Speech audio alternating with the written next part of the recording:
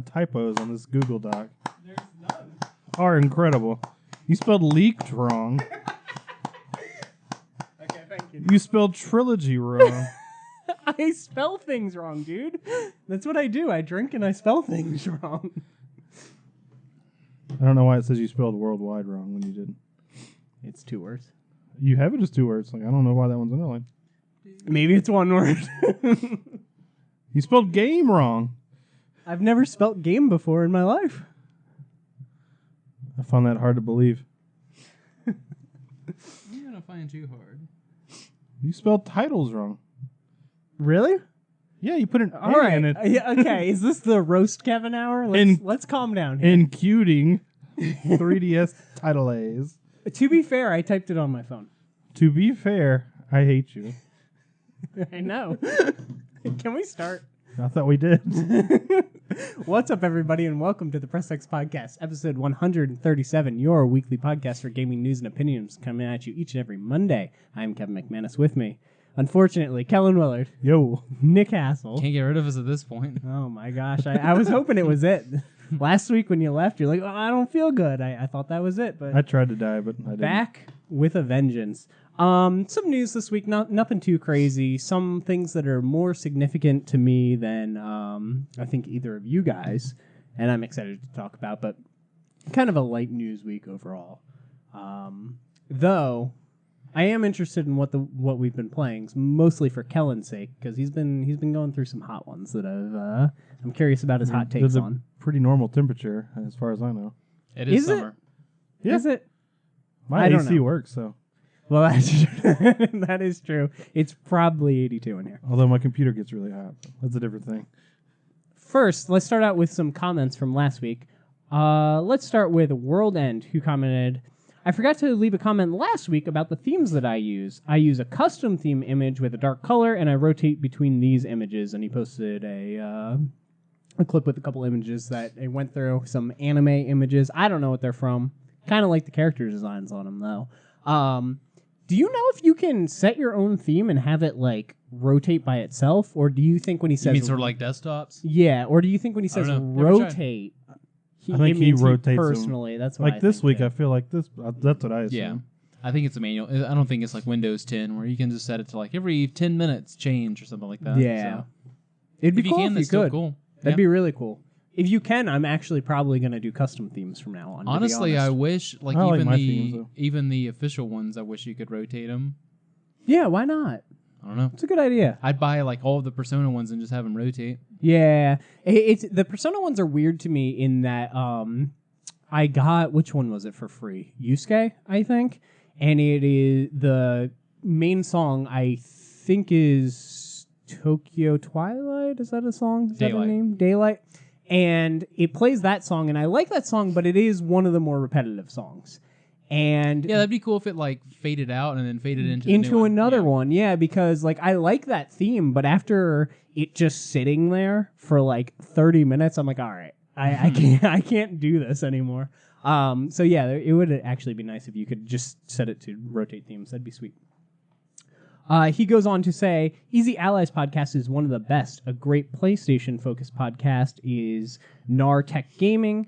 If you don't mind, extremely non-family-friendly podcast, Weapon Wheel Podcast, which is a fantastic name for a podcast, and Any Given Sunday podcast. I listened to Easy Allies podcast this week because I was recommended from not just people from the comments, but I've heard about it outside of it. What a delightfully great podcast. I was impressed. I'm definitely going to put it on my like download each week list and listen to it. They do a lot of segments that don't really matter, but they're just a lot of fun. They have a constant ranking of the games that are most anticipated to them, so they just kind of have this, not a board, but like It's just always there. yeah, this, I guess, mental picture of all these games that they have ranked for their anticipation, which I really, really liked. Also, Kingdom Hearts was number 1 in the one that I listened to. And then Sorry, they, guys. All right, we're and then done they here. knocked it down during that episode. I was like, that's a little unfortunate. They also did this, I don't know I've only listened to one episode, but they also do this kind of D&D style recruitment at the beginning of it, where fans submit a character that has like a positive and a negative, and they have to decide if they'd want them to join, which I thought was really neat. And the other thing that they do that I liked a lot actually is they do kind of a trivia game, but it's trivia that no one would know the answer to. So, for instance, in the episode that I listened to, they guessed how many of the grinning faces was going to be on the box for We Happy Few. And they all picked a number. And I'm like, that's really clever. That's a really cool idea. And then they did another one with Overcooked for how many starting characters would be unlocked in the game when it came out. And I was like, that's just a really cool idea. So anyway, thank you a lot for the suggestions for that podcast. I thoroughly enjoyed it, and I'm definitely going to start listening to it. Those other podcasts, I'll download. I'll check them out. I'll see how they go. I don't mind. I have time to kill. What's that like? Zach Yoder says, I'm a huge fan of Donkey Kong Country. So King K. Rool was a character that I've been waiting for a long time. You and a lot of people. I'm not a big Donkey Kong Country fan. That sucks. DK's awesome. Really? Do you actually like Donkey Kong Country Yeah. as a game? Oh, Yeah. It's so grindy. But King K. Rool is a cool character. I'm not crazy about his like moveset in Smash. Yeah, that was the only thing is that I don't think you like hated him being there, and I liked him on top of just liking the character. Also liking the fact that they're doing like Ridley and K. Rool, like some of the long time like memes. They're giving them villains for their main characters. Even Dark Souls. Yeah, he just looks like his moves don't look cool. His was my only knock against it. Like he like picks his crown up and like throws it at you, and he's just like, I don't know. He just looks weird in that game. So I agree. It's a little strange. I'm not upset that he's in. I still think they announced today, I believe it was, that there is more new characters. Yeah. I really think they're going to stay the same route that they're doing. I think they're going to put 2 or 3 more villains in. Ganondorf's moveset was redone. I think we're going to get Eggman, Dr. Eggman from Sonic. I think that's the route that they're going. They're adding villains. Yeah. Which is cool. I'm fine with that. Yeah, that makes me more interested in the single player or the story mode, because that makes me feel like there's going to be like actual like depth to it. More so than if it is a story mode, we'll see what it is. I don't know. The rumor was people unscrambled the image, which I don't trust, but they unscrambled the image and it said spirits in the thing, and then obviously in all these trailers that they're revealing, they're just straight murdering the characters. So they think that maybe doing the single player spirits mode is how you return them to Smash and how you unlock them, because Sakurai talked about how unlocking the characters in Smash Brothers is going to be more of a task, more of a quest in Ultimate than it was in the other ones. Yeah. And maybe it is spirits, and maybe you are like retrieving the spirit of these characters and bringing them back in. That seems like a fan theory if I've ever heard one, though. I'm like, I really wish, I don't say it too often, but I wish there was like a $100 version that just unlocked everyone at the get-go, and I wouldn't have to go through all of it. Yeah, see, I don't know. I'm of two minds with it. For I think Pokken did it really well. Yeah, where you put in the code and just there's a hidden code. You unlock everybody. Yeah, and it's like you a can sub play the menu. game Like normal. it feel like it launched a different game almost. Like it took you to a whole new menu. You were picking everything, and you could just have everything unlocked. Yeah, that was the only way to do from dual there. screen on the game, I think. Yeah, that, and it unlocked, like it even unlocked the pre-order bonus character and stuff like that. I thought that was really neat. So I definitely wouldn't mind a like tournament. Hey, unlock everybody for me mode. Like, just make a cheat code. Cheat codes are still cool. Yeah. If you want to unlock it normally, do it. If you want to, grind and unlock them, because like part of the reason to play fighting games for me, at least growing up, was like Tekken Tag, right? I grinded in that game to beat it with all these characters and all these things just to unlock the next character. Even bad ones like Star Wars Masters of Terraskazi, which is a terrible video game. That's a great game. I unlocked all like 20 whatever characters in that game, beat it multiple times because it was a thing you could do in the game, you know? So I did it. Whereas I was a little bit disappointed with something like PlayStation All-Stars, which is a game that I love, but they had the full roster unlocked from the start. And I know they talk about the development of that game where they were like, we weren't sure, like up until the last minute, we still didn't decide how we wanted to do that. And they decided to unlock the whole roster at the start. And it is a little kind of defeating when you don't have somebody with you and you turn on the game and you're like, what am I gonna do? Like this Well, is a game to play with other people. This is clearly I a party know game. there's a group that I hang with and sometimes go visit, where launch weekend of the game, especially since it's Nintendo and releases on a Friday, where it's like, hey, let's just get everyone Saturday, Sunday. Let's just have 2 straight days of playing something like this, and most of that is spent like unlocking people. It feels like, but it's even more weird in this game because they have the mode where you can, it was like drafting basically, and That you mode's draft your cool. characters, Yeah. and that mode is just dead until you get like a healthy amount of unlocks. Yeah, so I was thinking about this earlier, not to steal the Easy Allies idea here, but how many starting characters do you think this particular Smash is going to have? It depends on what you like. Do you consider an Echo Fighter a character? Yes. Because then it'll be like triple digits, easy. That is to start the roster with? Oh, to start? Yeah, right? start the roster. When you load up the game, how many people less are than there? 20. I think 16? I think it's 16, yeah. Yeah. That's fair. I was going to say 12, and then I was like, tournament mode with 12 would be weird. Yeah. It's probably 16. I agree. But like, some of them were weird. Like, I remember Melee, to unlock Mewtwo, you had to play for 25 hours or something like that. that's- So you just like leave the GameCube on and go to bed and There wake you up go, the next yeah. day, and it's like a new challenger approaches. All right. But I personally still like the unlocks in fighting games and in these party games and stuff. I think it gives you something to do when you're not playing in that party environment. Yeah, I don't mind unlocking like new costumes and stuff for them if they're not That's impossibly hard. Like beat it on the hardest difficulty within 10 minutes or something, like something stupid. But yeah, I like unlocks for that, cosmetic stuff. But I want all my people at the start, especially for that game, because that one's a party fighting game, whereas Tekken, Street Fighter, all that is just like have a dude over and play. Yeah, though they don't. I was just about to bring up Tekken. I actually think Tekken 7 does it really well. They unlock everybody at the start except for like DLC characters and stuff. Yeah. Yeah. And then you unlock outfits in the form of these loot boxes that can't be purchased, but they're just like loot In-game boxes loot that boxes, you yeah. unlock by doing arcade mode and stuff. And that kept me going a lot. I unlocked every outfit and everything for my main character. Well, yeah, they So, did it well I played a because they lot. give you random rewards and those little treasure chest things. Yeah. And they also give you just like straight cash. So if you didn't get the thing that you wanted, you can just go Just buy go the buy thing. it. They give you straight cash, and on top of that, they also have the like, if you beat this particular thing, like I think it is, if you win a tournament online, Yeah. you instantly get the rarest chest, and there's only so many things that can have. So like, if you want the rarest thing, you can keep grinding those online tournaments until you unlock it. You know what I mean? Versus playing the arcade, or not the arcade mode, but whatever the infinite mode is, Yeah. where eventually a challenger might show up that's holding a rare chest, but most of the time it's like common and uncommon. Ooh, ones. and It's no a really good dupes way to do too. it. That was a cool part. Yeah, that's true. I think if you get a duplicate, you just get money in its place, Yep. which is always nice. I think Overwatch does that too. Yep. Right. So does Siege. That's how everything just should do it. It Yeah, just makes Siege- too much sense. The higher the rarity duplicate, the more money they give you in Siege for it. So Yeah, that's nice. But thank you guys for your comments last week. Of course, if you want to leave comments this week, we'll get to them on next week's episode.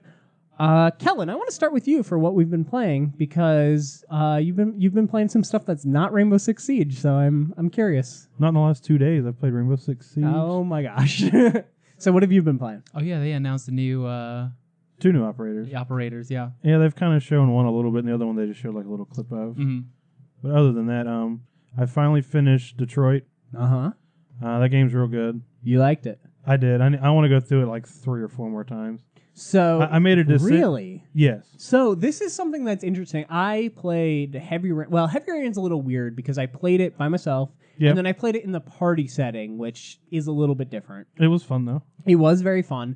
Same with Beyond Two Souls. I played it once, and then I actually watched in the party setting because that one's only 2 player. Yeah, I went through Beyond. I've 1.5 heard so many times. people be like, "Yeah, I just finished it and I'm starting it again," and that's like so against everything that I do in video games. No, I need to go through this game again. Yeah, everybody's saying that. Like, is there a spoiler-free reason that you're so into going back Spoiler into free? it? No, No. not even a little.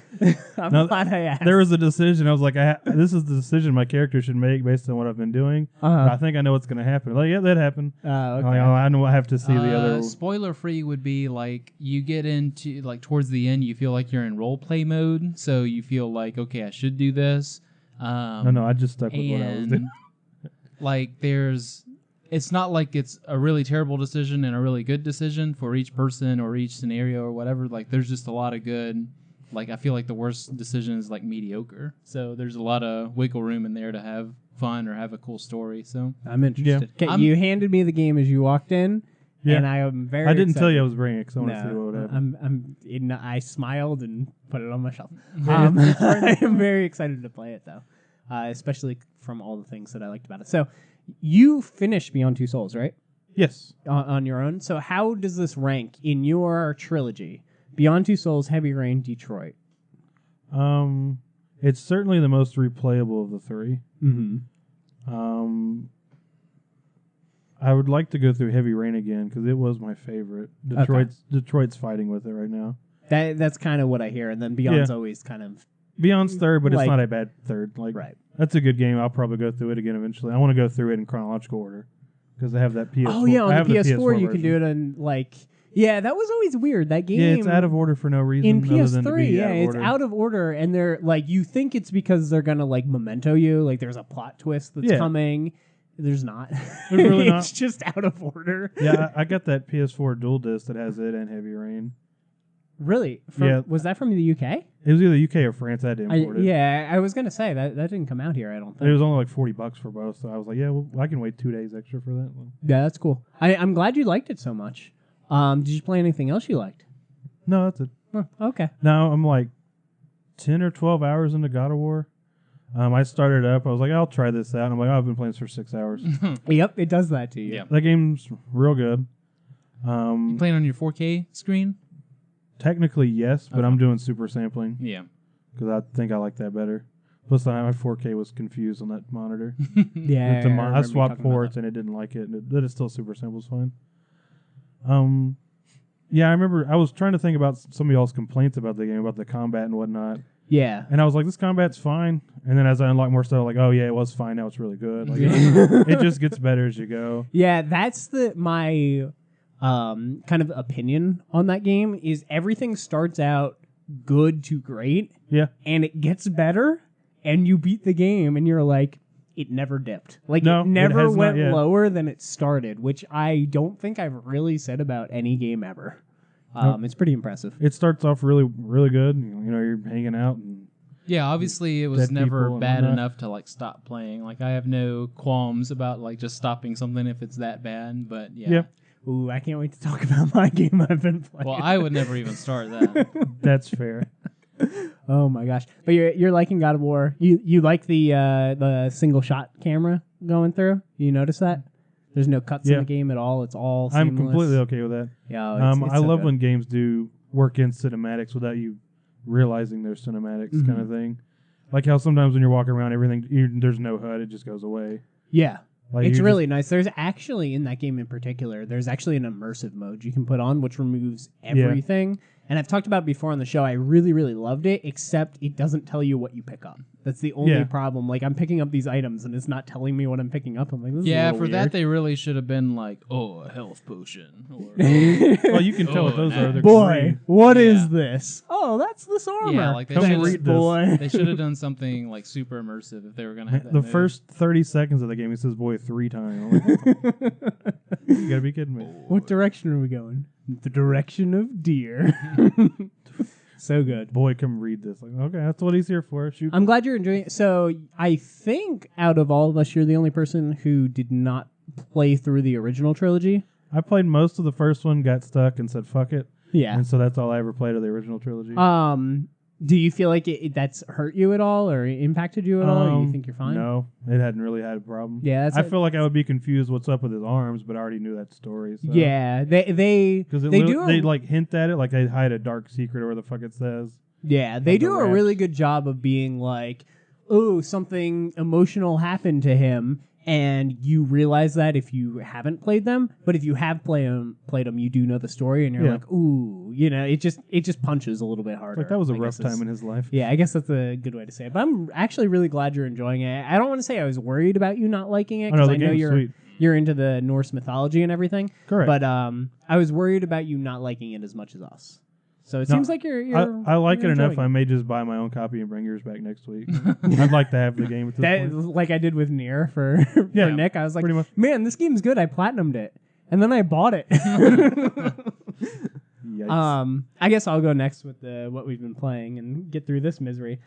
So I beat Mega Man X6, which was one of the most hated Mega Man games. I thought they were all hated.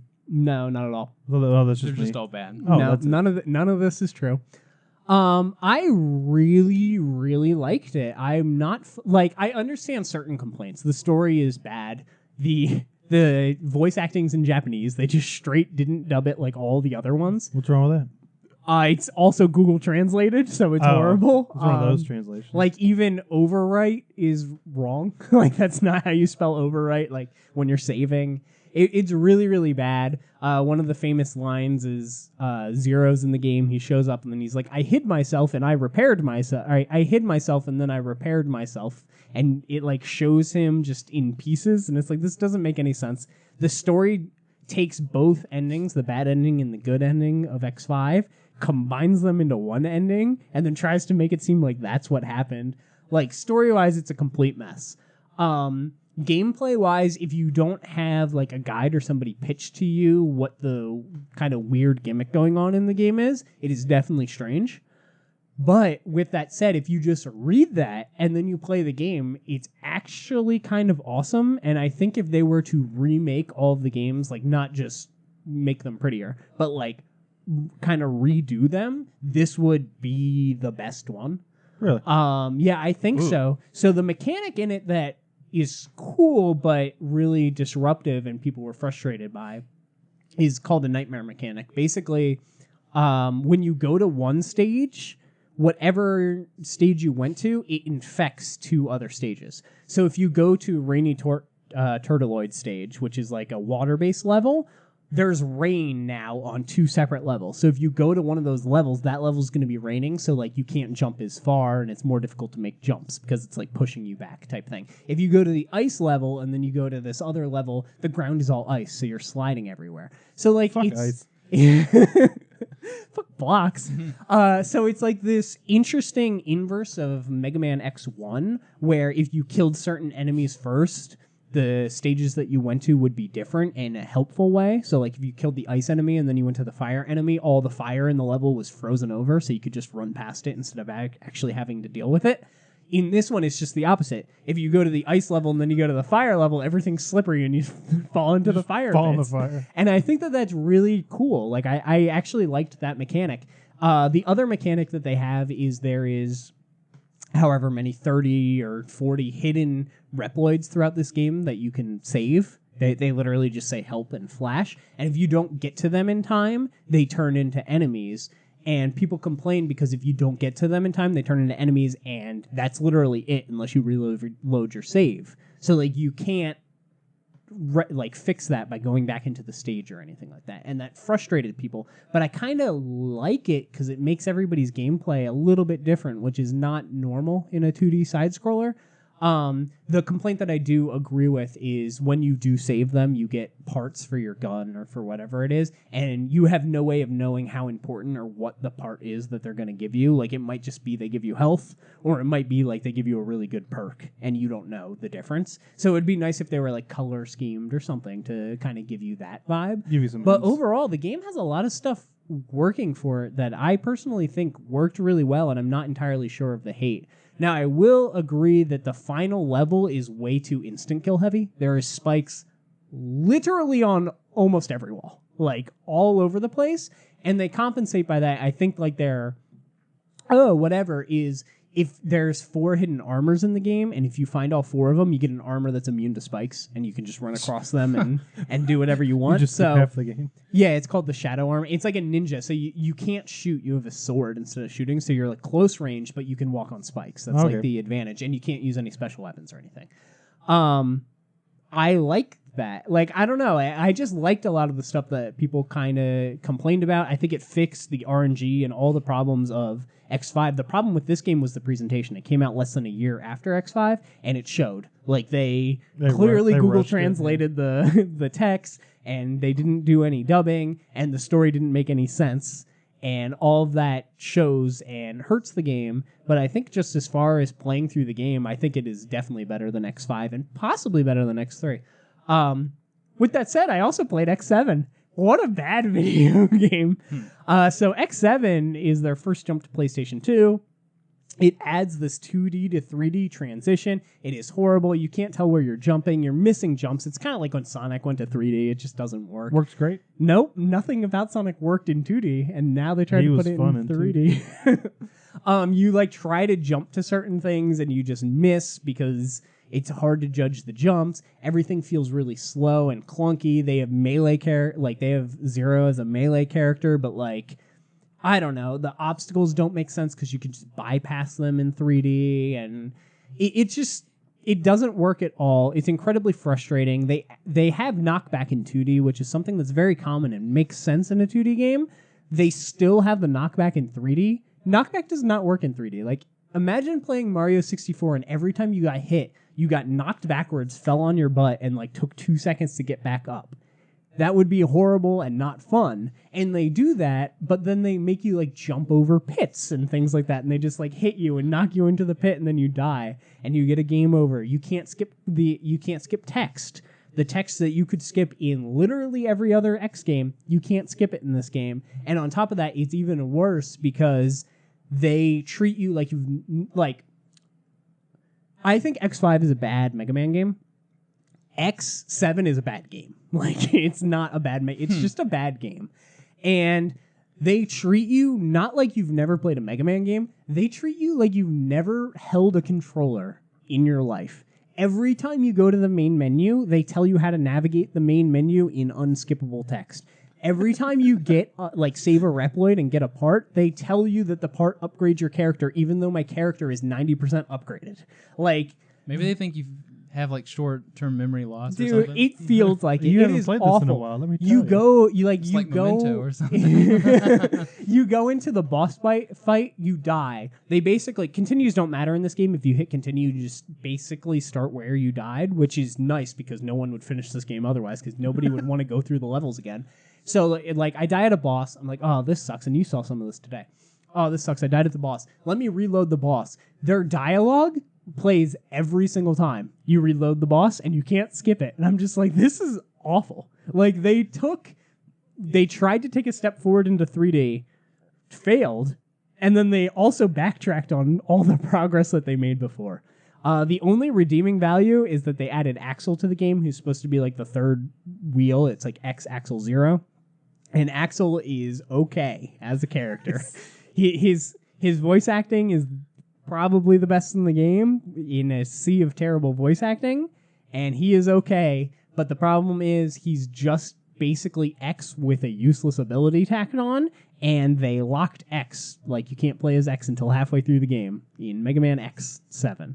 So, anyway, the game's terrible. The only redeeming value that I have for it in this collection, two. One, they actually remastered the game. It's not just a port. They remastered it. It's a lot sharper. The loading times are infinitely faster, which makes it much more tolerable because you have to load every time you go to each menu. Save, load. Return to the last thing, load. Continue your game, load, which is awful. So the fact that they made that so it just goes is good. And then the other thing, so they fixed kind of the presentation and stuff because the jaggy edges and stuff. And then the other redeeming value is that you can 100% like platinum, get all the trophies to do the platinum run in one run through this game, unlike something like X5, which had multiple endings and you had to go through it multiple times. If I had to go through this game knowingly twice, I would not be platinuming the X collection. But since you can do it technically in one go, it's annoying because I talked about in how X6 they had the Reploids that could die. They could actually only die to one specific enemy. In this game, they can die to anything because fuck you. But you have to save all the Reploids. That's the only missable thing. So like if one dies, you just reload and start over. But yeah, X7 is just a piece of trash 3D/2D hybrid thing that didn't work at all. If they had to add a lock-on system to a Mega Man game because it went into 3D space for no good reason. The 2D sections are super uninspired. There's not a single 2D section that is even remotely as good as a 2D section in any of the other Mega Man X games, and anybody who thinks that X6 is even close to the level of X7 is out of their mind. That's my opinion on that game. Can't wait to play X8. On top of that, I played We Happy Few VR, which it was just like a VR experience add-on to We Happy Few. I'm going to get We Happy Few 100% just when it drops in price. I've heard too many negative things about it to get it now. It's buggy. It's got this whole procedurally generated thing, which I still think is kind of a gimmick in games. All this stuff. I played the VR version because it's free, and I wanted to check it out. Kind of cool. That world, one of my favorite video game worlds already.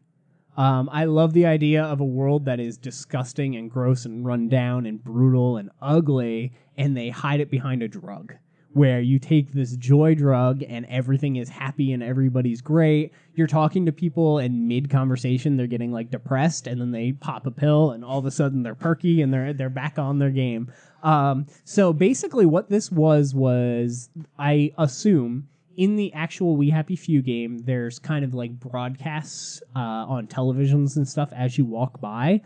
You work in the broadcast studio in the VR version, so you're working with the broadcaster, and the opening version of the demo it's fine. It's not very long. It's probably like 10 minutes. The broadcaster is going in front of you. You're the kind of the director. You're picking the news stories that he's talking about. It's kind of just sitting there in VR. And then chaos breaks out. A bunch of people are acting rambunctious, and you can flood the place with joy. And you get hit with the joy, and all of a sudden butterflies are flying around, and the world is just a great place. And I'm like, man, get me some of this stuff. This is awesome. So you do that, and that's kind of like the main story of it. It's, like I said, not very long. It's free. It's like 10 minutes. Then there's an archive where you can watch all of, I assume, the footage from the actual game of the broadcasts. And some of them... so there's news broadcasts, which are just like news stories that they made up, which are really interesting. You can watch all the trailers, the E3 demos, all that stuff from the game. They have those playable, which is kind of cool because you're in a seat and you're in like kind of like a command room with a big TV in front of you in VR when you're doing it. And the like play button's huge and the pause button's huge in the room. So you're like, doom, play, doom, pause. You feel like a kid in a candy shop. So that's cool. But my favorite was, as you watch the videos, like the film reels, and you're putting them in, you get keys to unlock more boxes with more film reels, so you can watch a whole bunch of them. And there's one called like the Humor Hour or something like that, where the joyed up, like super happy guy is just telling jokes, and all the jokes are like, they're not racist, but they're just racist jokes, where the races are people who do joy and people who don't, which are called downers, and they're just like... What's the difference, or what do an apple and a downer have in common? They both look good when they're hung from a tree. And I'm like, Jesus Christ. And he's high on this joy, so he's just like super happy and smiling. And he's like, that's a great joke. Thanks for submitting that one, Paul. I'm like, oh my God. I was sitting there in VR, horrified and laughing at the same time, which is interesting mix of emotions. But anyway, love the world of We Happy Few. I think it is such a great idea, so smart. I just think it's unfortunate. I really hope, because Microsoft owns that studio now, after all those deals are done, I hope they just do We Happy Few 2 and they go full BioShock storytelling, like make a polished, amazing single player 8-hour awesome shooter game. It doesn't even have to be whatever you want it to be, but like, do that narrative driven game, because that's what I want out of that world. But like aesthetically and everything, right down my alley. I love it. And I will say probably one of my favorite logos for a game ever, which is weird, but it's like a mask that's smiling, like side view of a mask that's smiling, and it's smiling so hard that it's like cracked into pieces, and that's how the logo goes off. I was like, that's really neat. But that's it for me. I also jumped into Here They Lie in VR, which is the free PlayStation VR game for this month, also playable in 2D, and it's just like a really gimmicky first-person jump scare game. So I played it for like 10 minutes. I was like, perfect for Nick. I was like, I'm done with this. Nick, what have you been playing? I don't know why you saved me for last, but played a couple hours of Monster Hunter World. Still fun, still enjoy it. Still haven't been able to play with like a group or a party or anything on that game, so I feel what like the game is designed for. I'm not missing a chunk of the game right now. Yeah. But once that happens, I'm sure I'll like it even more. Glad that I waited. I don't feel like the beginning of my year suffered from not playing it, but I'm glad I waited for it on PC and that it came out when it did. Did not get to Banner Saga 3 like I had hoped. I guess I can mention this too since it's technically an RPG. Dungeons and Dragons, kind of getting into that a little bit, so kind of dipping my toes hit video in. game? Yeah. Kind of dipping my toes into that and things similar to that. So that's pretty cool. Here's my problem with Dungeons and Dragons, and instantly what you said when you said you were doing Dungeons and Dragons, all right? I was just talking about Heavy Rain and Detroit and all these things and how I play one playthrough of the game and then I'm done. I make a Dungeons and Dragons character. If she dies, because it's going to be a girl, because I only play as females, I'm just never playing that game again. That character's just dead. So I hope, whenever Dungeons and Dragons happens, hope I live for a long time or I'm just not going to play it. Just make sure someone's a cleric, I guess. Heals you. That's what my character is. Oh, then don't die. That's easy then. But no, it's interesting. It's a couple people have mentioned it around us. Todd, a couple people that haven't been on this podcast. So kind of scratching an itch. I guess it's been there for a while, but that's a cool thing to kind of keep in the background right now while video games aren't, knocking at the door per se. But that'll change here within half a month, something like that. So very true. But it's finding a couple things that keep me busy while I'm watching other things and, big games are on the horizon, so. No, Horizon was last year. Yeah, game was sweet, though. Okay. I didn't save you for last for any reason. Kellen said something that made me mad, and I was like, ooh, I can transition to Mega Man X7 this way. What did I say to make you mad? That game's horrible. You saw me play it. You were like, yeah, it's a Mega Man You don't game. even want to watch it. Yeah, I looked the other way. I know. Actual other way. It was bad. Let's move into the news, shall we? A couple news items this week. Nothing too crazy, like I said, but some things that matter to me in particular. First off, Diablo 3 has been leaked and then officially revealed for the Switch, and it is coming 2018 with some exclusive Nintendo items. I believe they're like Ganondorf's outfit, his like armored outfit. It's like a skin, basically. Isn't it? Yeah, it did look like a skin. I think there's some weapons and stuff from Legend of Zelda being thrown in there. I was pretty excited for this announcement. Now, it is important to note, I don't know if you guys remember, I knew this was coming. Somebody, like Forbes or something weird, leaked it like months and months ago, and I remembered that, and I was like, oh yeah, I wonder when that's coming out. The thing that surprised me from this is that it's this year. I thought it would be next year. Yeah, like when they announced it, I wasn't like, oh, that's surprising and cool. It was just you like, gave me like an eye roll, grossed out emote. Did I? Yes, and I was kind of disappointed because I thought that would be a cool game for us all to play, and you just straight up rejected it. Because I'm PC Master Race, I guess is why I did that. But yeah, no, you're a nerd. It wasn't. It was one of those, like, I feel like I've heard this announcement or like knew it was coming. That's what I was gonna say about it. It wasn't like, oh, that's awesome and cool, sort of like an E3 announcement that no one expected. That was just like, oh yeah, that's a thing. But I forgot that someone had mentioned it before. But that's why it felt so. It was vague. Yeah. But anyway, this got announced. I think that this is a perfect Switch game. In the official reveal, they talked about how you could play it, everybody on the same TV, and it's super clustered, and there's lots of menus going on. Or you can all play on individual Switches. Now, what they didn't say in particular is if you need individual copies of the game to do that. I would bet you do. I would assume so, but though the 3DS did have that system where you don't, but the Switch is selling so well, why wouldn't they make people just buy the game? Just buy the game if you want to play it. But like I said before, I think this is cool. I've never played Diablo. I've played Gauntlet. I like Gauntlet. I think it's kind of similar. A Diablo. Wow. Yeah, okay. Correct. All three of them. I've played Gauntlet. I like Gauntlet. I played Silent Hill Book of Memories, which I've been told is just Diablo, but bad and reskinned in Silent Hill, and I beat that game. Weird. Okay. Yes. That's an odd combination of things. Kind of, yeah, like the classes for it, instead of I guess like a necromancer and stuff, you're like either a prep or a goth, or you know what I mean? So I was just like this I'm hoping that's a real loose comparison. I was just this preppy kid with like a baseball bat walking around hitting nurses. I'm like, this game's weird. It's Why would stepping you on get- traps. Whatever. But you could play it like 4-player and everything. Anyway, so when they announced this, I was like, this is kind of perfect for us. And I was actually excited. And then, I sent it to our Press X group chat. And Nick just straight gave it hate. And I was like, all right, I guess we're not playing it. I mean, I'll play it. I will not stop or like delay anyone from playing Diablo 3. I really like that game. I don't know if the Switch can handle it. It is very fast paced and very particle explosion. I'm sure it'll look effect like heavy. garbage. Though I trust Blizzard. Yeah. Most I of the mean, time. it's just I just think there's going to be slowdowns or something going on if you're playing Well, in handheld. Although there's I have to tone it definitely am down. not pre-ordering it. But like when it comes out, I'll check it out if it's got good reviews. My other thing you know. against it is Yeah. that it's an online game, so it's just like a gray area for Nintendo games at the moment. What do you mean? Splatoon never cuts out one mid-fight and then we just lose.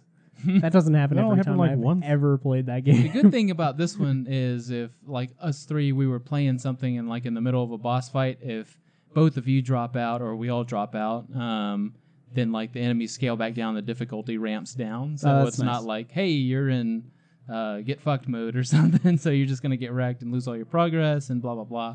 It'll scale down and be like, Kevin left, so you can still finish it on your own. So that's cool, that is at nice. least. Also, you can kind of like grind, like it's an RPG, so you can kind of like level and grind on your own. And then when we join together, we're all different levels. I know my sister, who, I would definitely call her a gamer. My older sister loved Diablo 3, and that like surprised me. Like she like played the crap out of that game. And like I'll catch up with her or whatever, and we always bring up games since I've introduced her to like Persona and things that I really like. And she was just like, "Have you ever played Diablo?" And I was like, "I sure haven't." She's like, "That's the jam right there." Like, really, Diablo? Smart lady. Yeah, it's just nice because it's one of like we mentioned the games sort of like Splatoon where you can play for 5 to 10 minutes. Get something out of it and then go on with your life. Same thing as like sports games or things like that. What about like Call of Duty. 150 hours? Is that pretty good for Splatoon? Yeah, that's fine. That too, I guess. But like the matches. Sure. And Yeah, like a match of Diablo is, go run through this dungeon or something like that in 5 to 10 minutes and get cool rewards out of it. Especially if you have the people that have played like hundreds of hours on your friends list and you can just join in and you're just running behind them and they're destroying everything and you're like picking up the scraps basically. Yeah. So I will Free say it reminds me, like, I don't know if it reminds me, but I picture it's going to be like when we played Gauntlet. We went to a pinball and arcade kind of expo, and we were playing Gauntlet, and like I was having a blast playing Gauntlet. I was like, this is really, really fun. And then some random guy came up and started playing with us and giving us infinite lives and all this stuff. And I'm like, hey, I'm trying to enjoy this game, and you're kind of ruining it. And we left. And we're like, yeah, we got shit to do. And we left. You brought up Nintendo Online. Let's jump to that story. So Nintendo has been pushing their online a little bit. Still not to the degree I would want for something that's launching in a month. Yeah. But ads are showing up for it now. You can order it in stores, like on cards or something like that. I think like Best Buy and stuff in stores have it. And the big news is the ad shows Super Mario Bros. 3. So that seems to be confirmed as one of the 20 NES games that's going to be there at launch for you to enjoy as part of your subscription. So the thing that they're doing with those is they're adding online. But like nobody wants to play Balloon Fight or whatever. Like no one wants to play that online. People will play that for literally 10 minutes and then never play it Well, again. that was cool. I'm done. Yeah. The cooler thing is that they're adding my favorite feature from the PlayStation 4, which is SharePlay. Yeah. Where something like Legend of Zelda, you can pass the controller to each other. Something like Mario Bros. 1, somebody can play as Luigi online and somebody else can play as Mario. So like they're adding incentives. I think that's really cool. I'm glad arguably the best NES game is on that list of games. Oh, it ain't arguable. How are we feeling about that online Nintendo? It's only $20 for the year. Like you get 20 games. The price I don't makes know. it very. I've played like a Smash pretty good deal. on Wii, and I can never go back to Nintendo Online. All right, Donkey Kong, go left. That was awful. Yeah, it is awful. I have trouble with Splatoon. Fortnite runs like garbage, but I like it because everybody that plays that game on Switch is garbage, and it's hilarious because you just run them over. Yeah, like their online is clearly leaves a lot to be desired. It is all basically wireless because most people are playing you have to buy an adapter to play it wired, and most people aren't doing that. Yeah. I imagine, I don't know the stats, but I imagine most people are playing on the Joy-Cons and not the Pro controllers. There's a lot going on for the Switch that's kind of awkward and weird with the online thing. But like Kellen said, it's $20. You get 20 games. It seems like checks a decent out. deal. Yeah, checks out. As long as Have it fun. functions. Who cares? You're not going to get it. Oh, no. How are we going to play Diablo? PC?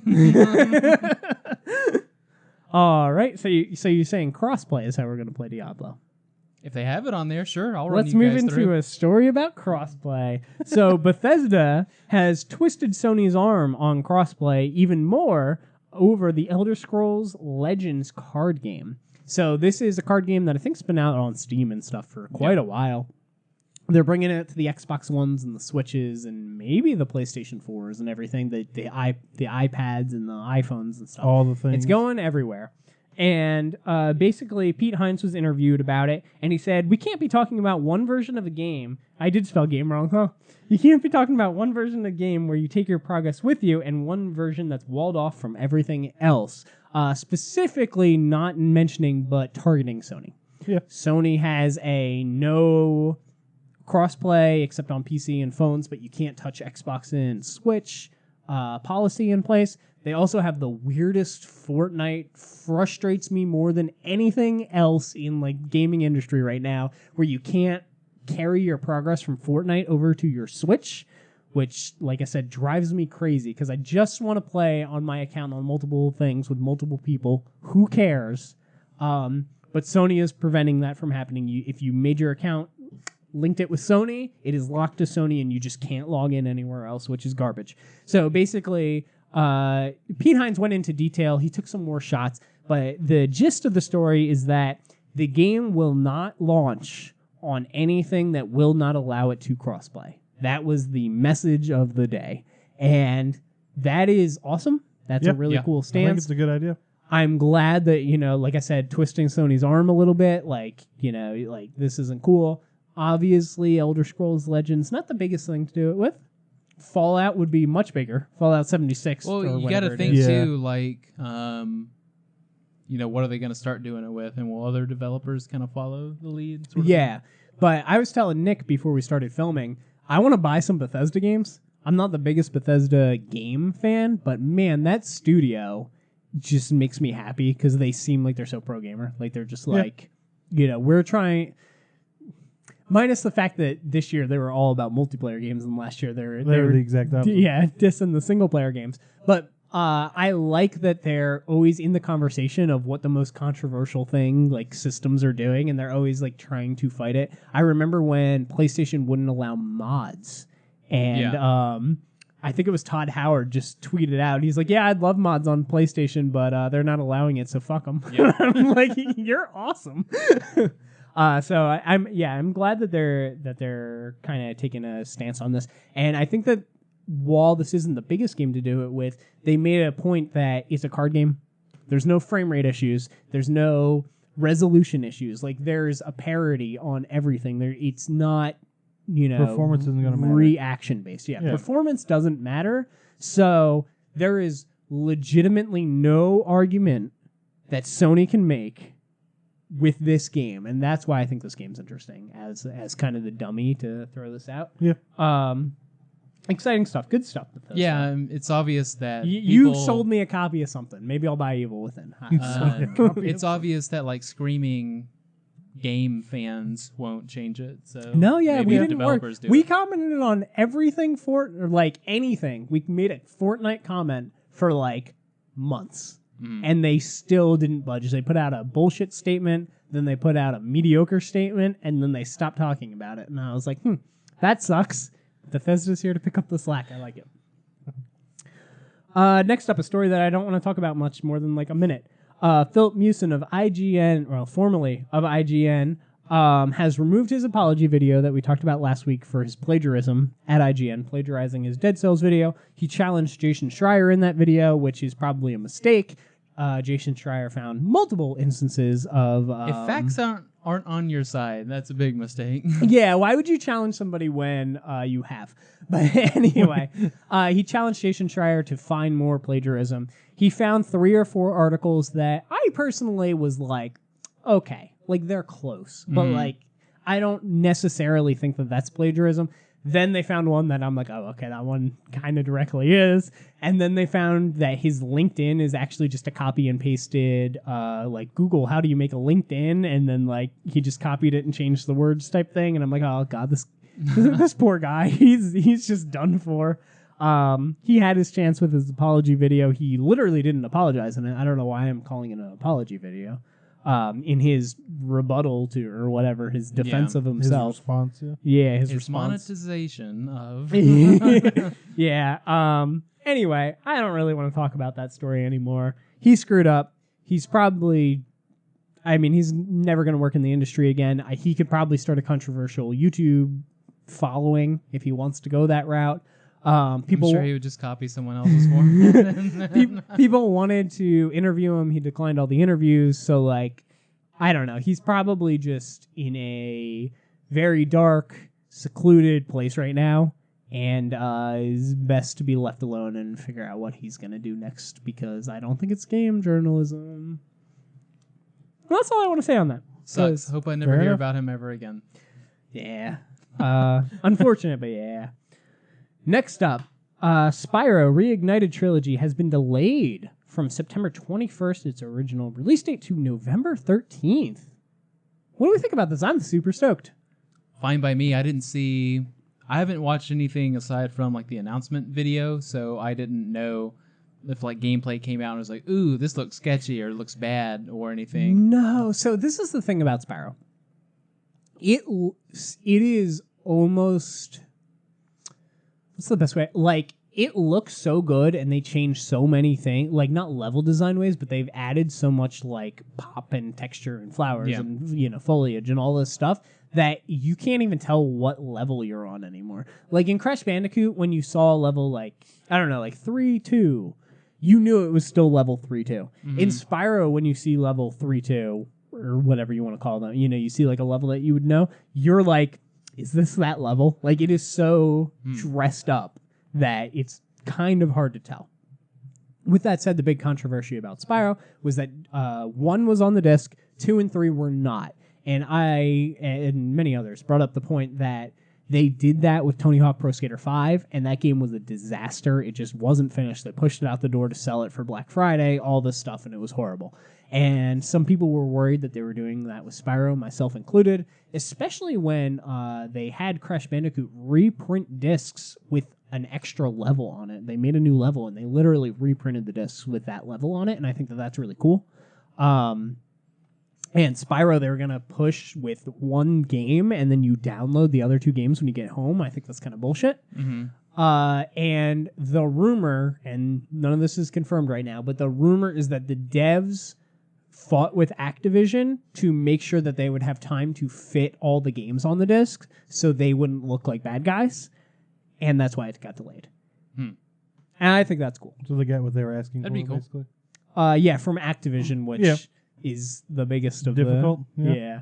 So that's exciting because I talked about it the week that broke. I was like, I don't think this stops me from getting Spyro. Like, I'm still going to get Spyro, but I'm going to be disappointed. Like, less excited. Yeah, like I have this aura of disappointment about it when I put in the game and it's like, download 10 gigs of game. And I'm like, man, that sucks. It'd be sweet if this was on the disc. Yeah, so, and especially because I've talked about this before, I'm not a third-party guy. Technically, Spyro's on everything. But like, I'm not a multi-platform guy. I typically try to play exclusives on each thing. And minus fighting games, I don't dabble in third parties too much. And so November's not as big of a deal to me because I'm not the Call of Duty guy. I'm not the the sports guy. I'm not getting all those things that are being the Assassin's Creed. I'm not getting those things that are being pushed so hard. And the fact that now Spyro is being moved out of a very aggressive September and put into this November spot, which is actually after like Red Dead, which I probably will end up getting, and Shadow of the Tomb Raider and Mega Man and all these things I actually care about. All good news to me. I'm happy. Are you gonna get Spyro, Kellen? I haven't decided yet. Kind of on the fence. You liked Crash. Yeah, I did. I need to play more of it. I hadn't played a whole lot, but I did like it. I'll probably see. I hadn't decided yet. I'll be on. I know you're probably the biggest Spyro fan here. Yeah, I was gonna buy it on name alone. So. Yeah. I like Spyro. I think Spyro was like not better at the time, but like just as good as Crash at the time. Yeah. But I think Spyro definitely ages worse than Crash because Crash is way more linear and you kind of do this thing. But I'm worried that it's going to feel super empty and super dead. That being said, with this push, yeah, I'm getting it. I mean, I was probably going to get it day one anyway. Now I'm definitely getting it. But I was curious about you because I'm probably 60-40 leaning toward getting it. I'll take that. But yeah, like delays suck, but I'll never get mad at something that's like especially if they come out and say we are improving the quality of this game because it's not where we want it to be. Yeah. You can't really. No, that's the statement everybody says. Sure. So we can't. Sometimes people just move it and you don't even know why. It's just like, oh, last week it was January, now it's technically Persona Dancing moved forward. Up, yeah. Wow. Which is nice. Then you don't have to say anything. That's fine. Good job, team.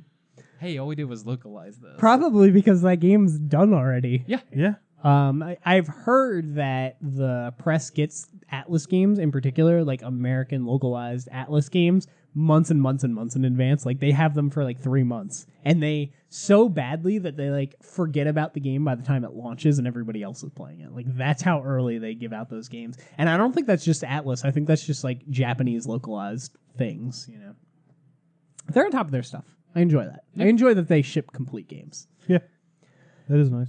Next up, a 500 million sales PlayStation 4 Pro is going live for sale in the United States August 24th. It already went live in the UK and is sold out. It has a 2 terabyte hard drive, so it's the first Pro with a 2 terabyte hard drive.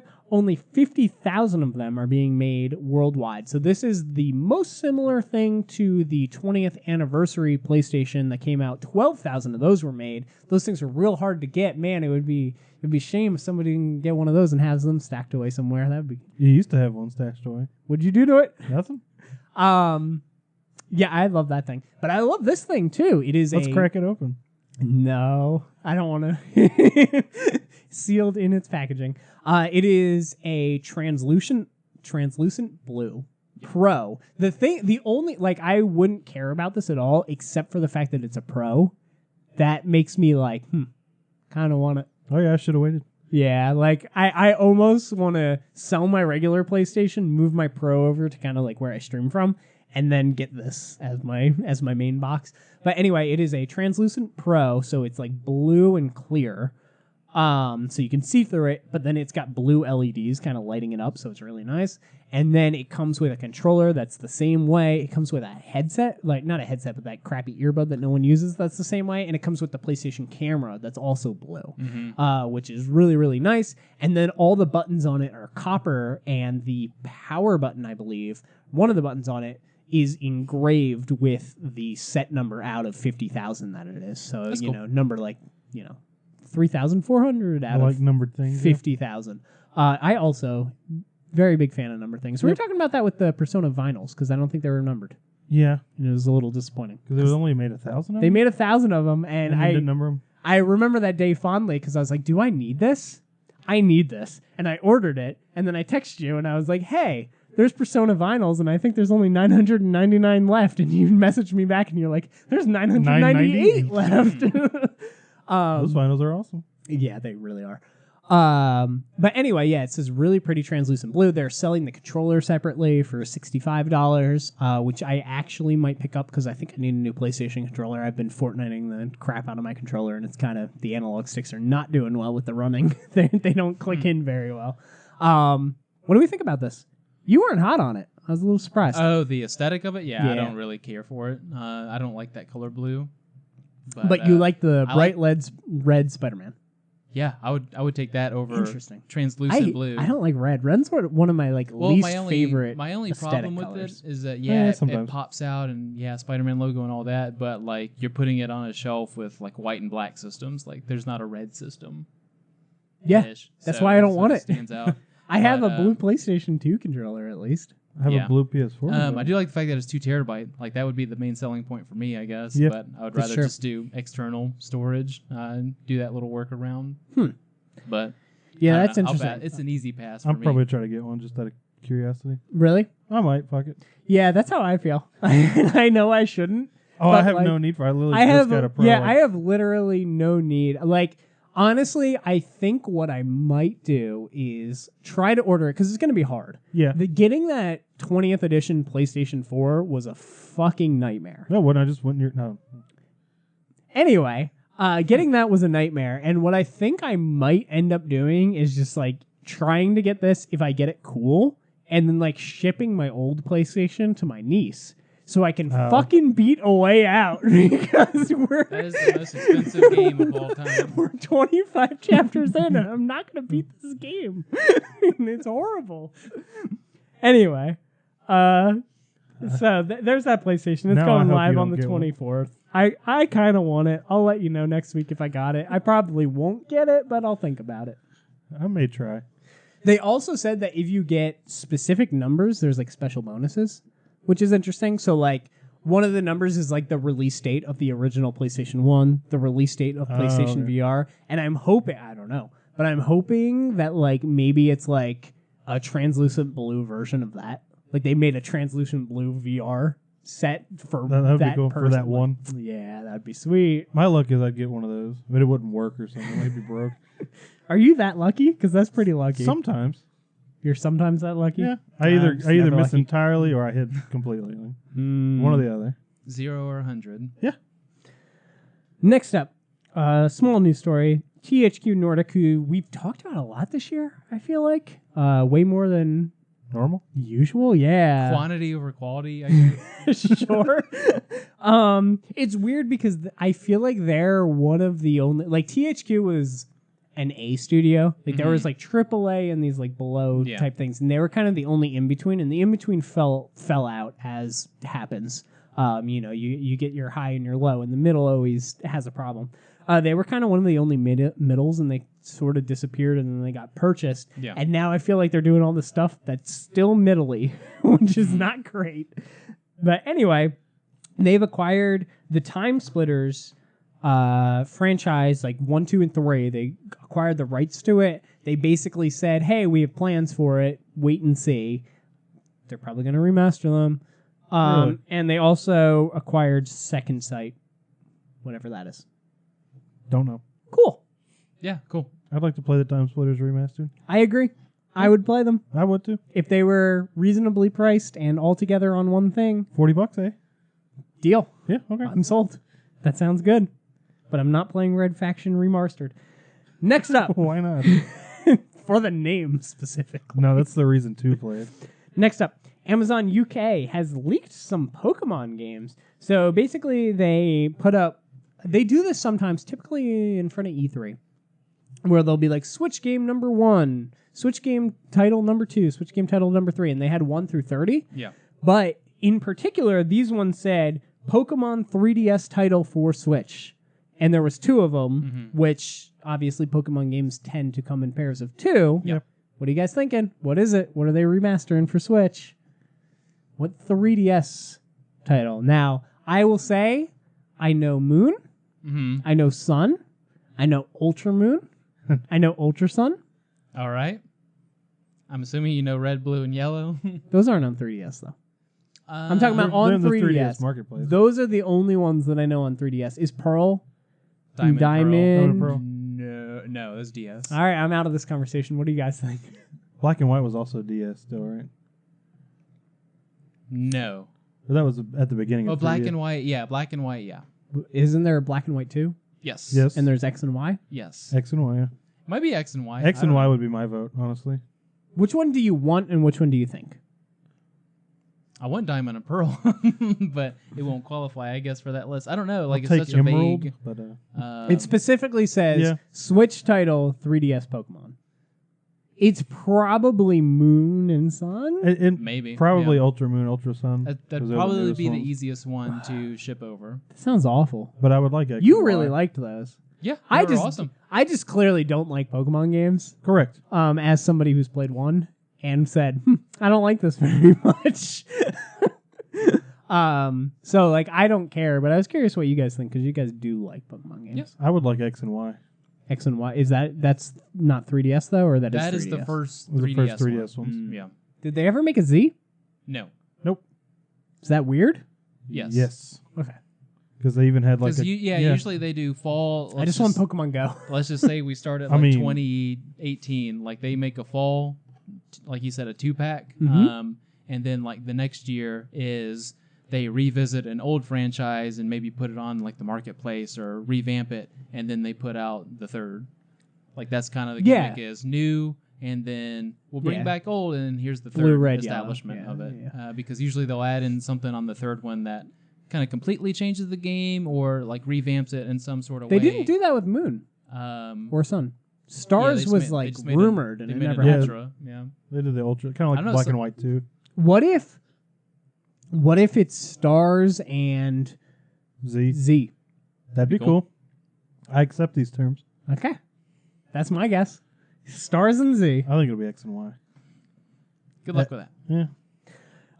Stars and Z. Next up. On Pokemon Z. Oh, did you? I can also do. Oh yeah, throw it in Yeah, there. Jump Force. Usually I'm all over this game's like news and announcements and stuff like that. And Dick. They finally, well, that too. Bring it at me. But they finally jumped into an area that I'm not too familiar with, at least. Hunter x Hunter, which is super popular. Got 2 characters in it, Gon and Hisoka in it. So that's really cool for me that there's still like the Bandai Namco games and all of the like everything under that umbrella, I guess, is really good about like giving you little like nuggets that you can kind of just like keep chewing on. Like obviously they won't give too big of like an E3 presentation. They won't have a guy out there and go through 20 minutes of the game, but they'll just keep giving you little bits and pieces throughout the span of most of a year, like Soul Calibur has been, or with this game, which I'm sure is pretty deep into next year at least, where you can just kind of stay interested. So it's good for weekly kind of things like this, but it's really cool because it seems like they're on a mission to really just go hard into some of the manga and anime and stuff from the past X number of years. So it's really cool that they're not just like, we're just going to stick to Dragon Ball and then like couple other things. Like it feels like this is Dragon gonna Ball Z was the most popular Evo game. Yeah. Let's just do more of that. That's like fine. With No. I watched that. jumping I watched that Evo for a into few hours. Death Note Oh. and a couple other things that they have done so Yeah. far, it feels like they're really going to make a big, well-rounded, juicy kind of game and We- not just... We had we did a live reaction to that, which is one of the only like live reactions to a full event that I've done. Yeah, usually we screw it up somehow. or Yeah, something. man, I talked about it last week, I think, but I tried to live react to that Nintendo Direct thing. Yeah. And like I recorded for 15 minutes. I'm like, man, we're gonna get Simon Belmont. We're gonna get these characters. I was like, Bomberman's in the game. They're owned by Konami. Like Konami's playing nice. We're gonna get these characters. And then it started, and Simon showed up, and then like it just started lagging, and the recording died. And I was like, man, I hate doing this. But anyway, we recorded a live reaction to the Xbox event together, and yeah, Death Note showed up, and oh boy, was I excited! I actually watched Death Note today. Nice. Really like that anime. Which one? The live action? Oh, okay. Nope, not the live action Yikes. Gotta one. go. Yeah, watch some Death Note today. Still real good. Still all right. really enjoy it. But yeah, I really like these games that just give you like, here's the new character, where it's something like Soul Calibur. It's like, we're just going to go through their move set and their special move and like some dialogue. I really like that 2 to 3 minutes of each week where they're just like, here's the new thing. So it's nice. That's fair. That's fair. Next up, and finally, for news stories, PlayStation VR has officially sold through 3 million units. So I don't remember how many PlayStation 4s have been sold. It's some crazy number. They're about to pass Xbox 360, PS3. They're on the trajectory to pass Wii, which I think is insane. That's ridiculous, yeah. They're going to be the second best selling console of all time. They're going to be behind the PlayStation 2, which I think is going to be 21 million units like ahead of them, I think. That's fair. That system sold forever. If my numbers that I made up in my head for each unit is correct, I think it's like 20 the things I made up. million units ahead. Just because that thing was a DVD player. Yes. And everybody bought it for that. I venture to say 30-40% of the people that bought that never put a game into it. That wouldn't surprise me. So anyway, with that said, they've sold, like crazy. And the PlayStation VR has sold 3 million units, which I personally think is pretty good. Not bad for peripheral. Not a bad. Right. Like, that's like selling 3 million, like, Elite controllers or something like that. Like, something that's an offshoot of something where you need... That's almost the same price. I mean, with discounts nowadays, it is. Yeah. But, like, you need the TV, you need the PlayStation. It works better on the PlayStation Pro. Like, they had... Because remember, the PlayStation Pro launched, like, 2 months after the VR, which I thought was weird and bizarre and strange. Yeah, it was odd, but... That's how it worked out. Though I will say the Pro VR is much better. Yeah. But anyway. Little tiny bit. But anyway, yeah, they launched like the VR and all this stuff, and 3 million units I think is pretty solid, even though for the amount of user effort, base is 50 plus. For the amount of effort that they put into like trying to push this thing into your cart, I guess, online cart to make you buy it, like 3 million is really good. Yeah. Because they don't push it at all. Yeah. Really? I'm actually surprised by how much they do. They do on stage, and they always make sure to mention, hey, by the way, there's a PSVR mode, but like there's nothing, like you just don't get the kind of like AAA games that you would expect to show up on there. It's the people like Bethesda swooping in to be like, here's a reason to do it. Here's something for you. No, yeah, I agree, and I always think that's so weird. So it is the opposite of the Vita. So the Vita launched, well, but then like stuttered off and did its own thing. And Sony was kind of forcing its studios to do stuff. Yeah. So it's like, hey, make this Uncharted game that uses every single gimmick on the Vita and it's miserable. And Kevin's going to play it on a plane and doesn't have a light source to fucking complete the level and wants to kill himself. Like there's all these like gimmicks and stuff on it, and it feels like they forced it on him. And VR is the first time with Sony in particular where I feel like they're telling their studios, if you want to, do it. Like, here it is. If you don't, try don't. It. Yeah. And I feel like that feels genuine this time. They basically say make the best game you can with or without. If you want to. Yeah. If you want to, go for it. And I do agree with you. Like, I personally think Skyrim VR is incredible. I think Resident Evil 7 VR is incredible. It's a completely different game. Rez is incredible. Like, all these games, but like as far as first party Sony studios, like Riggs was really, really cool. But like also they closed that studio after it came out, so that wasn't great.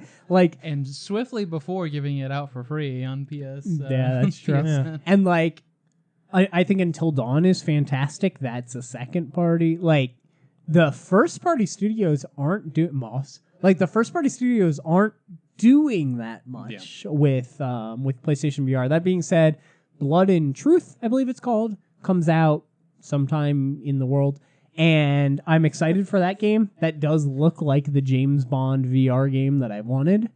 But everything else, supporting it feels fine to me right now. It feels good. So with that said, let's move into our question, which is, what are our thoughts on VR, specifically PlayStation VR? And how do you think it's doing? More importantly, what do you think of its future? I think it's doing fine. I think it's probably actually doing better than Sony thought it would do. Yeah. For being a peripheral that uses dumb controllers that are literally like 10 years old. And lots of wires. Very and outdated. Need to be redone. Lots of wires. I've never realized the struggle of playing VR. Sitting playing VR. I love doing it. I try to play VR as much as I can. But like, I got this nice gaming chair and it swivels. and my old chair didn't like swivel like that. And like I take off my headset and I'm facing the wall behind me. I'm like, what happened? I just like turned around in my chair. What happened? Yeah. So I mean, that's an aside, but like there's weird stuff like that. I started Here They Lie, and it specifically says not to sit in a swivel chair when you play this game. Like, I don't know. That's weird. But anyway, well, because it'll make you motion sick, I guess, because you're like, I still want to see that. you're like trying to move forward, but like your chair is moving you like this, and it kind of makes you a little nauseous, I guess. Anyway, I think it's doing well. I don't think it's doing amazingly. I think it's doing well. I love the support it got. I'm glad with its kind of new IP support. Firewall Zero seems cool. Moss was awesome. Moss Book 2 is supposed to be coming out eventually. I'm happy with its new IP support. I want to see the returning IPs. Resident Evil 7 and Skyrim, fantastic starts. Yeah. Let's port some more PS3 stuff. Let's do, maybe not Uncharted, but let's get the Infamous or the Ratchet and Clank or let's do that. And I always argue that VR is awesome for first person. It's really cool. Third person is where VR is freaking awesome. When your head is the camera, you said it. I think you said it really well. Where you talk about 3D platformers, and you're like, cameras and 3D platformers are the worst. And now your head is the camera, and you can put it wherever you want. Like, the camera's your face. It's the thing that you'll notice in a game like Octopath Traveler, where like there's the world and there's some like treasure chests and there's some like collectibles that you can't see unless you move a certain direction. Like same thing behind with the that. trees or whatever. Like they can easily plant collectibles, orbs, stars, whatever behind stuff, and the only way you'd be able to see it is if you like hooked your head around and actually looked at it. So, and it's just one of those things, like you hear it and you're like, wow, that sounds stupid. But like when you're in that world, Moss does it really well. Every world in Moss or every level has like a hidden scroll that you can find. So you know it's there. It's there somewhere. And you look and you go, there's no scroll. Let me stand up. Yeah. And you stand up and you look over this tree, and behind the tree, like parallel, you're like, there's the scroll. Found it. Let me look over. Oh, it's behind me. I need to like go behind me. Like, I think that's really cool. I think the Astrobot game did it really well. I'm glad. Yeah, that was the best thing on the demo disc. I agree. I'm glad that that's becoming a full-fledged game in October. All that stuff. Anyway, that's my stance on current VR. How do you? I know Kellen doesn't have PSVR. Nick, how do you feel about current VR? Not bad, but I want it to be forced in some of the bigger games. Like, obviously, don't take away time and effort from making God of War 100% when you ship it out, but go 105, 110% and let that extra be stuff in there. And I mentioned it, I don't even know where, maybe something that hasn't even aired yet, but one thing that I want VR to do, even if it's a game like God of War where maybe you need it, maybe you don't. Maybe it'll be cool, maybe it won't. A cool thing is to just put a developer mode in it where it's just, I forget his name, Balrog, whatever his name is. Corey Balrog from God of War. Like, have those guys, I'm kind of thinking about it in like a DVD director's cut sort of way. Have it where you can just walk around, maybe in this 3D only space, or maybe they just take you through some areas, but you can just look around in VR while these guys are telling you, hey, this is my thought, or I read this Nordic book and I thought it was cool, so here's we the were inspiration originally going to do this, and then we decided to go with this because like that would be cool, because it's almost like you're sitting in an interview booth with them or something like that, and you can get VR out of it. You can look at some of these areas, mountainscapes and underground caverns and everything in between that the game gives you, but they don't have to go out of their way to make a VR mission or something like that feels kind of tacked on. That's my biggest thing, that like a lot of people are doing it, and I actually think it's hurting VR. And that is like the Persona dancing, the Call of Duty, all the stuff where they're like, we did one thing in VR that 5 people worked on, and it is very tacked on Yeah. and just feels Clearly like added. 5 people worked on it. Or you put it something like in Battlefront where it has that flying mode, and you're like, this is awesome. Where's the full game of this? And it's like, That was really cool. I would totally buy a Battlefront like offshoot that's like Battlefront VR that's just those space missions because that was sweet. You play the Star Wars music when I'm flying around in space, In I'm VR? sold. Yeah, I was like, that was sweet. But for the games that can't really benefit from it, where you're not like, I don't like the tacked on like 100 or nothing, sort of like Resident Evil 7, because you can still enjoy it, I guess, in the regular way, but VR makes it a completely different game. But if you're a game that can't do that, then yeah, like have some VR kind of stuff like that where you're not having to make an extra level or cheese it up, where you're just having like, hey, there's some people talking to you, or even something sort of like Persona, the dancing games do, where you're just in some of your like classmates and friends' rooms and you're just looking around like, oh, this is cool. Yeah, see, I disagree. Like, you didn't play that in VR though, right? Right. So my problem with that is it was the same thing in VR as it was regular, Mm-hmm. and it clearly was not made for VR. Like, they just put a VR rig into it. And so the first room I was in was On's, and I was like, ooh, I get to look around On's room in VR. This is pretty sweet. Yeah. And I'm like looking under the bed, just empty. I'm like, looking over the shelf, it's just empty. No. Yeah. And I'm like, this clearly wasn't made for VR. They clearly added this. Yeah, to like say they this added is it. just the regular thing where you normally walk around, Yeah. but they put a VR rig in here, and there's nothing for me to Yeah, do that's the tacked remotely on. interesting. Yeah. Tacked on crap that sort of sucks. How about the future of VR? What are you thinking for that? You think it's gets abandoned? Do you think they're pushing it? What do you think? I mean, yeah, it's not going anywhere. So Okay. it can only go I agree. up from here. And I think at some point, the idea is to have the quality of that match the quality of what you're seeing on 4K, 8K, whatever's out at that time. Do you get that to PS3 standards? Because it's still, belowish that. Yeah. I think Yeah. Skyrim's really good, and I think Resident Yeah. Evil, those two that I brought up are really good. And there's a couple other, like, smaller things that are very good. And you can do amazing stuff with stylized things. But as Yeah. far as realism goes, you get that to, like, PS3. It's so much more believable, and I talk about this a lot. When you're in the world and you look around and everything's moving correctly, it's not like screwing up or whatever. You look around and it's moving all, and it's to scale because your scale is different than my scale and things like that. That's when you're like, I'm in this world. Like, I straight believe it. If something pops up in my face, it's going to freak me out, just like if something popped up in my face in real life. Like, you believe it even if it's, not perfect looking. Like, it doesn't have to trick you into thinking it's reality. It just needs to trick you into thinking you've been teleported You're to inside that of a space. to Yeah. that You're reality. there, Yeah.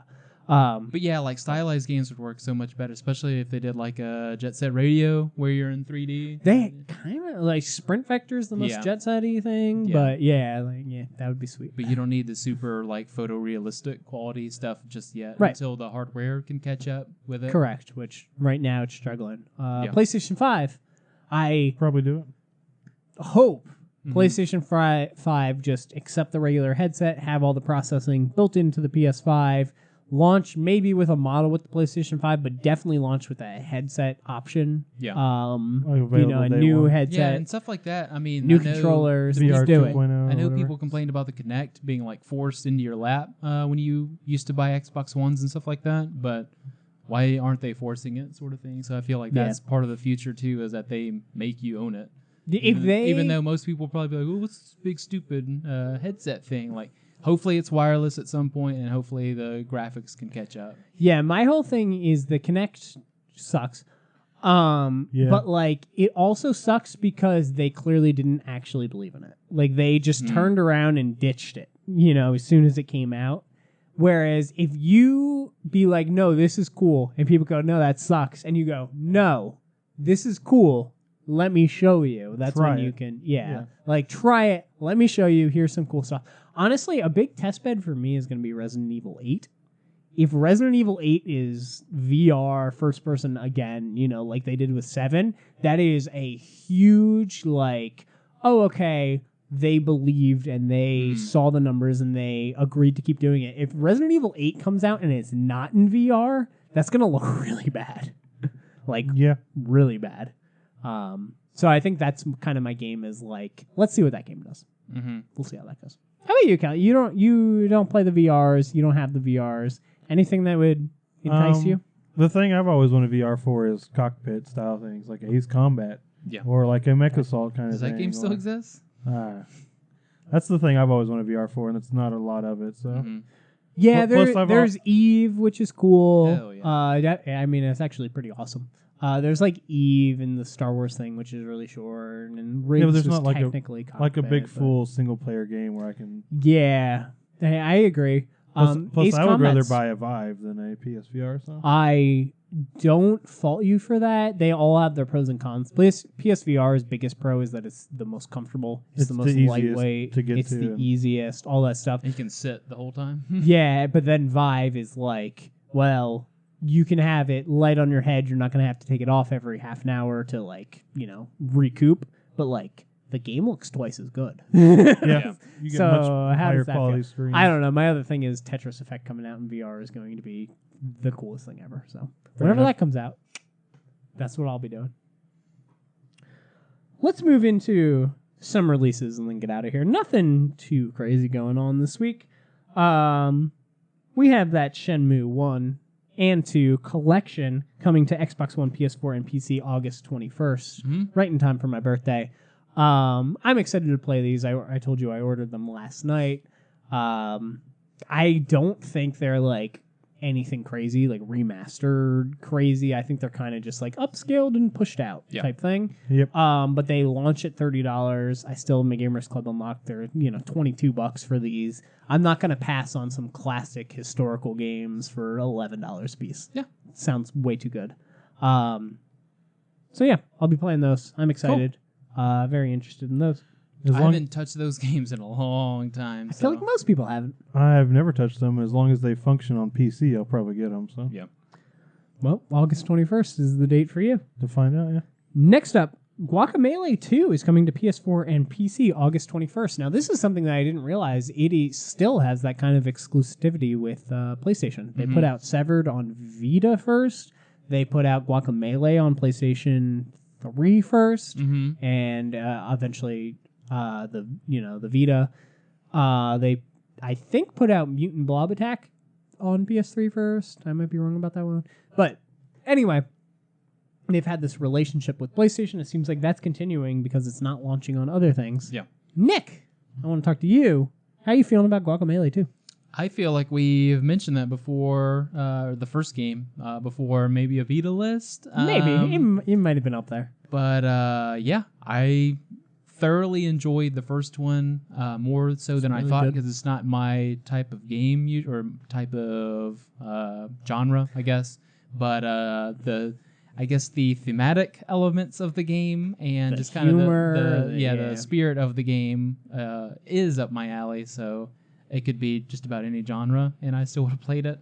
I'm interested. I will definitely. It's not you have to play this right now, but I know I will definitely play it this year for sure. This does probably seem like the best window to play it though before the onslaught begins. I agree with that. I'm going to actually pass on this game until the physical version comes out. I'm a little You're bit like that. Yeah. I'm a little bit confused at why it's not launching Yeah. with a physical version. The other ones all Cheaper. basically sure, Well. but they all basically launched with a physical copy, Yeah. and at worst, like they launched like a week late with a physical copy, which I think Dead Cells is doing that. Like their physical version's coming out soon. I just think it's weird. This game's been super like. There's a Guacamelee 2, nobody talk about it. And then all of a sudden they're like, hey, it's coming out next week. Still nobody talk about it. Like, it's just a little bit strange to me. I don't know. I want it. Guacamelee 1 was a surprise. I'm not a big Metroidvania fan. I thought that game was phenomenal. Incredible challenge. A challenge that I gave up in a game, which is not something I do very often because I'm so dedicated to like 100%ing and completing things. playing X7. I'm playing a still miserable video game to do it. And like I was doing that tower in Guacamelee 1, which is a very long, grueling session of playing that game. And like I fell, and I was just like, this game's great, but I don't think I need to climb back up this tower. But anyway, yeah, I want the physical copy of Guacamelee 2, and I hope at worst Limited Run Games I does can't wait for them something to about blow up my email inbox about it. I hope at worst Limited Run does something about it, and at best Sony does something about it. So we'll see. I feel like this is something that they want to champion, though, like I said, I do think it's weird they're being a little quiet. And then finally, F1 2018 coming PS4, Xbox One, PC, August 24th. Is this Formula One racing, maybe? Yep. Yeah. I don't know anything about racing. I don't know anything about formulas. I'm out of this conversation. There's enough Fair racers already released this year, and I think one or two maybe still on the way that I'm good. I don't need Formula One. Yeah. And that's it for the releases. Cool. And that's also it for this episode of the Press X Podcast. Like I said before, if you want to be part of the conversation, part of the show, go ahead and leave a comment down below on anything we talked about on this episode, or leave a comment question for next episode. Thank you for being here, Kellen. Yeah. Thank you for being here, Nick. I'm hungry. And thank you so much for watching. We'll speak with you next time. Speaking of birthdays, you know what comes out near my birthday? What? Glass. When's your birthday? 19? 17th. 17th. So it's 17? the day after. Know what we're doing for my So we're birthday? doing something on that day? Yeah. Deal. Not going to the movies. Suck it.